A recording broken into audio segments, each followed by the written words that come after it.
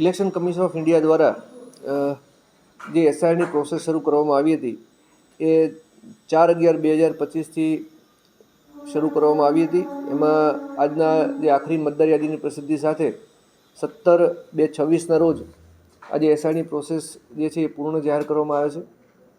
આ જે પ્રોસેસ છે એમાં આણંદ જિલ્લાની વાત કરીએ તો આણંદ જિલ્લામાં કુલ 7 ઈઆરઓ હતા જેણે મતદાર યાદીની પ્રોસેસ સાથે જોડાયેલા હતા।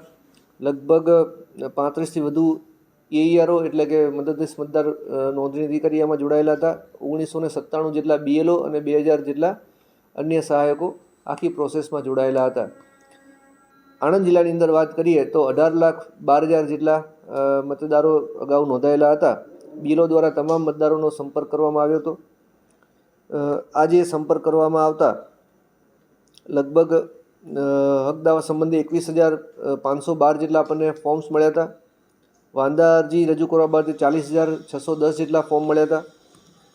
2,82,600 જેટલા મતદારોને નોટિસ કાઢી અને સુનાવણી હાથ ધરવામાં આવી હતી અને પાત્રતા ધરાવતા એ પૈકીમાં પાત્રતા ધરાવતા 2,71,601 મતદારોને આખરી મતદાર યાદીમાં સમાવેશ કરવામાં આવ્યો છે। એટલે કે 27/10/25ની તિથિ આણંદ જિલ્લામાં જ્યારે 18,12,327 જેટલા મતદારો હતા એની સામે 2,31,780 જેટલા ફોર્મ પરત ન આવતા હવે આણંદની અંદર ટોટલ હક દાવા સંબંધી ફોર્મ્સને બધી ગણતરી કરીએ તો 15,89,187 મતદારો આખરી મતદાર યાદીમાં ફાઇનલ થયા છે।